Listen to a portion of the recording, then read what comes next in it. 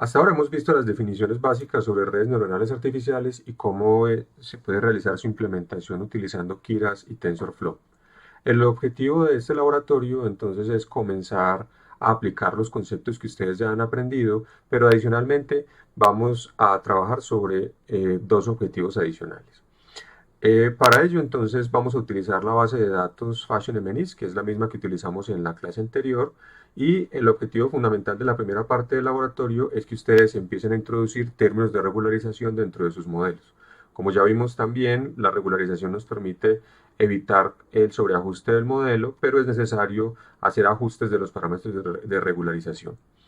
La implementación de redes neuronales artificiales en Keras nos permite añadir términos de regularización tanto de tipo L1 como L2 o incluso ambos. Cada uno tiene su propio parámetro de regularización. Entonces, el objetivo inicial es que ustedes primero creen un modelo base a partir del cual pueden hacer comparaciones y vamos a introducir términos de regularización y analizar su efecto. En particular vamos a tratar de analizar el efecto en la magnitud de los pesos de la primera capa, para lo cual entonces vamos a tener que realizar histogramas de los pesos, de tal manera que veamos cuál es la distribución de la magnitud de los pesos de la capa y posteriormente a que apliquemos entonces términos de regularización, tanto L2 como L1, la idea es que veamos cuál es el efecto que tienen, ¿cierto? Entonces ustedes deben reproducir en primera instancia estos resultados para poder entonces luego poder hacer la evaluación de un modelo ya completo en términos de medidas de desempeño, ¿cierto? Particularmente pues de la accuracy y someter sus resultados. También vamos a ver entonces una combinación entre los modelos entre la regularización de tipo L1 y L2. La segunda parte del laboratorio nos pide realizar una función de costo propia. Uno de los elementos, digamos, más importantes que tiene el trabajo con el framework, digamos, de TensorFlow y Keras, es que nosotros podemos, además de cambiar, de modificar nuestras arquitecturas de redes neuronales de múltiples maneras, podemos también definir nuestras propias funciones de costo, podemos incluso definir nuestros propios términos de regularización si así lo quisiéramos, podemos definir nuestras propias medidas de desempeño para utilizarse, digamos, dentro del proceso de entrenamiento, de validación, de ajuste de hiperparámetros. En fin, hay mucha flexibilidad y tenemos la posibilidad entonces de definir muchas otras cosas además de la arquitectura.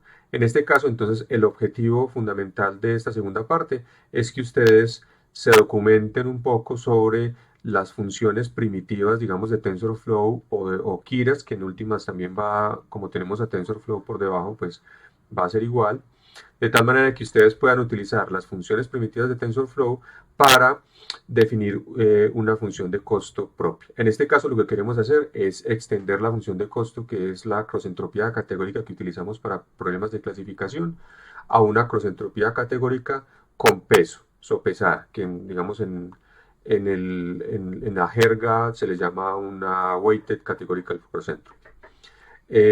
En este caso, entonces, el objetivo fundamental es decirle a la red que los pesos que comete, los errores que comete la red con respecto a una clase van a ser pesados de manera diferente, van a ser tenidos en cuenta de manera diferente con respecto a otros.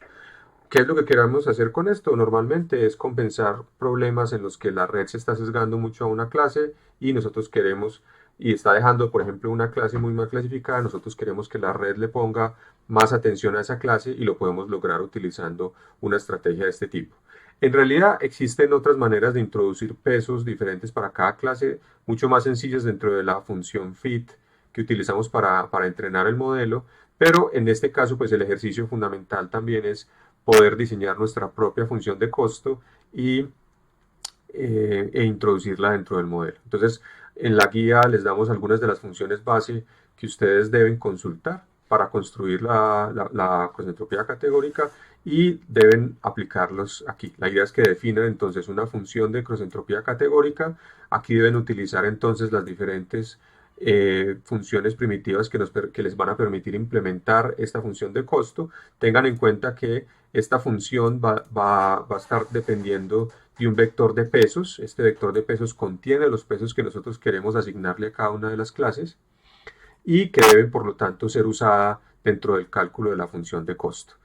Luego entonces van a tener simplemente unas celdas para evaluar que su función esté bien construida y luego ya finalmente pues poderlo probar sobre los datos que trabajamos en la base de datos de Fashion MNIS. En este caso les vamos a pedir que ustedes evalúen el proceso de entrenamiento y validación para 3 diferentes vectores de pesos. En este caso vamos a ver que el primer ejemplo nos muestra, digamos, la red, digamos, original, donde ninguna de las clases tiene un peso mayor que las demás. Pero como podemos ver y como vimos también en la sesión, en la clase anterior, por ejemplo, la clase vestido tiene en este caso un desempeño que está un poquito por debajo de las demás. Y lo que queremos ver es, por ejemplo, qué pasa si le decimos a la red que esa clase es más importante que el resto. Entonces vamos a observar cómo inmediatamente la red reacciona mejorando el desempeño de esa clase, aunque eso implique, por ejemplo, que se van a deteriorar otras. Entonces, la idea es que ustedes evidencien este mismo comportamiento y que además aprendan a diseñar su propia función de costo que con seguridad les puede servir para diseñar funciones de costo, digamos, en otros problemas.